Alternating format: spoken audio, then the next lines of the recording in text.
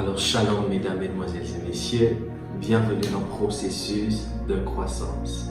Alors, nous continuons dans notre nouvelle série intitulée Comment garder la flamme de la prière. Et là, nous allons parler dans notre troisième vidéo d'un point encore supplémentaire. Alors, mesdames et messieurs, vous êtes dans Processus de croissance. Avant d'aller plus loin, j'aimerais vous encourager à aller regarder les vidéos précédentes sur ma chaîne YouTube, à savoir Prophète Asaph ML, qui se situe juste là. Donc, Prophète Asaph ML, vous pouvez juste aller regarder les vidéos précédentes sur cette série ou sur la série précédente.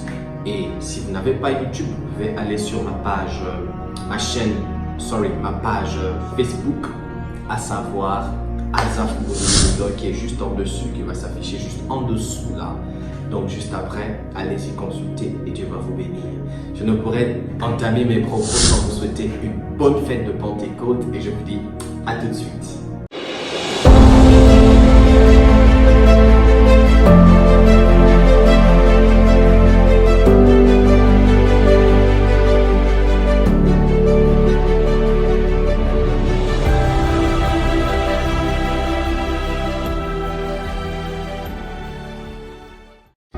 Alors, bonjour, bienvenue dans le processus de croissance. Bonne fête de Pentecôte à tous et ma prière c'est que Dieu puisse vous visiter et que vous puissiez monter dans une autre dimension en prière, en spiritualité, en connaissance, de manière financière et dans tous les domaines de votre vie. Alors, aujourd'hui nous allons parler d'une thématique très particulière et aujourd'hui je tiens à vous dire que je serai très pratique. Voilà, ce sera pratique, ce sera vraiment très court par la grâce de Dieu, mais aussi très pratique.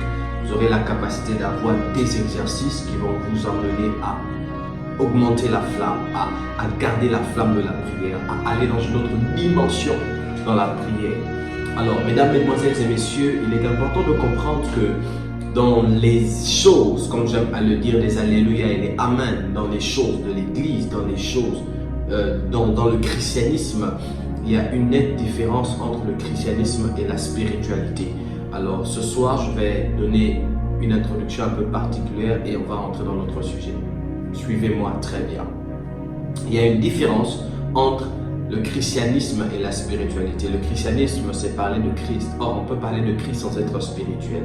On peut trouver le christianisme dans la spiritualité, mais quelquefois, il est rare de trouver la spiritualité dans le christianisme parce que plusieurs sont chrétiens mais sans être spirituels. Et peu sont ceux-là qui sont spirituels et qui sont en même temps chrétiens. Il est important de comprendre ces choses. C'est ainsi que j'introduis mes propos ici pour dire à vous, mesdames, à vous, messieurs, à vous, mesdemoiselles qui m'écoutez maintenant, que même avec Dieu, même dans la spiritualité dite spiritualité chrétienne, il y a des exercices spirituels qui doivent et qui ont pour but de nous amener dans une autre dimension, dans une autre connaissance, dans un autre niveau spirituel avec Christ. Est-ce que ce que je dis est clair? De la même manière, dans les écoles, on nous donne des exercices pour nous aider à affiner notre esprit de chercheur, nous aider à affiner nos compétences. Ainsi, dans le monde de Dieu, il y a aussi des exercices qui viendront pour nous aider à faire assujettir la chair et à élever l'esprit. C'est ainsi que la prière est aussi l'un des exercices, l'un des moyens, l'un des exercices, l'un des canevas, l'une des portes par lesquelles, permettez-moi, nous avons la capacité d'élever notre esprit d'un niveau A à un niveau B. Or, le constat aussi regrettable, permettez-moi l'expression pitoyable soit-il, c'est que beaucoup de chrétiens n'aiment pas la prière. Oh oui, beaucoup se font passer pour des êtres spirituels, mais n'aiment pas prier. Et à cela, beaucoup se cachent dans le parler en langue. Le parler en langue est une très bonne chose et j'aspire, je parle en langue, je prie en langue, mais beaucoup, pour cause de manque des mots, vont se cacher dans le parler en langue. Pendant des heures. Or, ils parlent même en langue avec un esprit divagant qui ne sait même pas ce qu'il veut. Voilà, pour une introduction, je crois que c'est une introduction.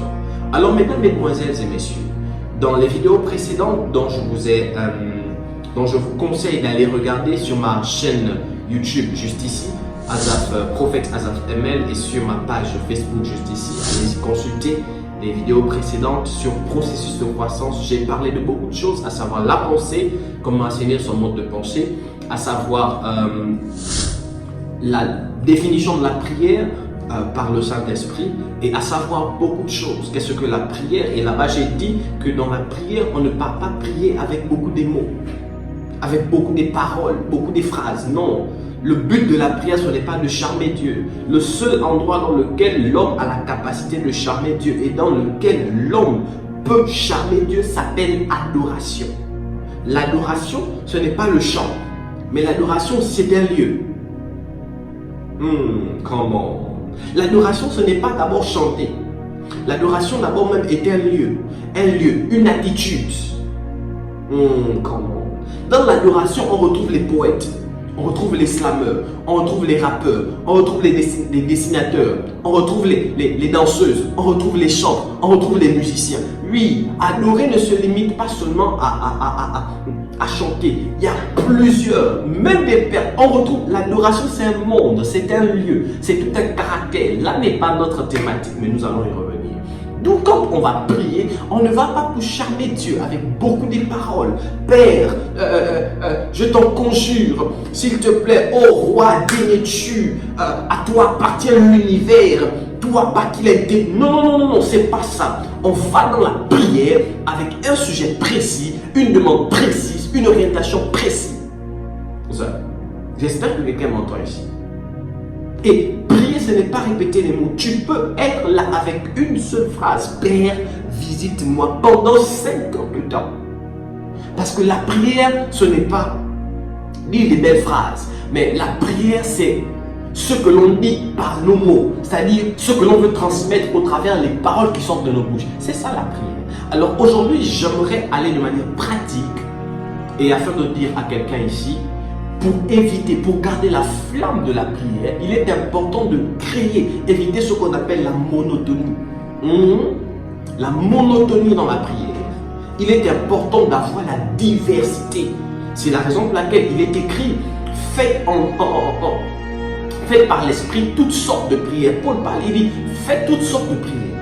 Toutes sortes de prières. Priez. Faites toutes sortes. Pourquoi toutes sortes? Parce que il y a plusieurs genres de prières. Oh my God. Il y a plusieurs genres de prières. Mais là encore n'est pas notre thématique. Là, j'ai juste envie de vous donner ce soir, ce jour, une méthode qui va vous aider à garder la flamme de la prière. Alors, de manière pragmatique, allons-y. L'année est composée de 12 mois. Le mois est composé de 4 semaines, en gros. Sinon, il y a d'autres qui sont 3 et demi. Sinon, en gros, 4 semaines. 4 semaines. Une semaine est composée de 7 jours. Une semaine est composée de 7 jours. Un jour est composé de 24 heures. Un jour est composé de 24 heures. Dans 24 heures, c'est la composition des heures. Donc, il y a une heure. Dans une heure, il y a 60 minutes. Dans 60 minutes, il y a 60 secondes. Dans 60 secondes, il y a 60 tierces. Pourquoi je fais ça? Pour dire à une personne ici que pour avoir l'impact, la force, ne pas baisser les bras dans la prière, il est important d'avoir divers genres de prières. Et là, je vais vous donner un exemple. Vous pouvez diviser votre mois en 4 semaines. Le mois, vous le divisez en 4 semaines. Et chaque semaine, vous pouvez avoir une manière de prier différente qui va vous apporter des résultats différents. C'est ainsi que pendant la première semaine, par exemple, vous pouvez prier à genoux. Toute la semaine, du lundi au dimanche, vous priez à genoux. À des heures précises. À des heures précises. Non pas avec 1000 sujets, mais avec 1, 2 ou 3 sujets sur lesquels vous implorez Dieu toute une semaine. La semaine prochaine, vous pouvez exemple décider de prier avec les mains levées. La semaine prochaine, vous pouvez décider de prier à allonger. Vous pouvez décider de faire des déclarations prophétiques. C'est différents types, permettez-moi, c'est différentes sortes, genres. ces différentes manières de prier vont vous emmener des résultats différents et vont créer dans votre vie spirituelle, dans votre intimité avec Dieu, une variété d'expériences. Plusieurs ici ont du mal à vivre le surnaturel, ont du mal à être constants, je vais rester dans mon sujet, ont du mal à être constants dans la prière parce que eux, ils n'ont qu'une seule manière de prier. Tu vas voir quelqu'un à 24 heures, il est là, Seigneur, il somnole parce que pour lui, c'est déjà devenu une routine. Pour lui, c'est quelque chose de... Il n'y a pas de piment, il n'y a pas du sel, il n'y a pas de l'arôme. Il faudrait que vous appreniez vous-même à mettre de l'assaisonnement dans votre vie spirituelle. Faites des folies avec Dieu. Allez sur les montagnes prier. Expérimentez ce que c'est de prier en forêt. Expérimentez ce que c'est de prier pendant 3 jours sans manger, sans boire, enfermé dans une chambre. Expérimentez ça. Ayez l'audace, aimez les expériences. Et c'est seulement là que vous allez voir que la flamme de la prière, au lieu de décroître, elle va croître à une dimension exponentielle. Alors, je tenais à m'arrêter là. J'avais juste cette pratique-là à donner à plusieurs. Peut-être par la grâce de Dieu, nous y reviendrons. Sur ce, je vous aime énormément et que Dieu vous bénisse. C'était le prophète Asaph ML. Shalom.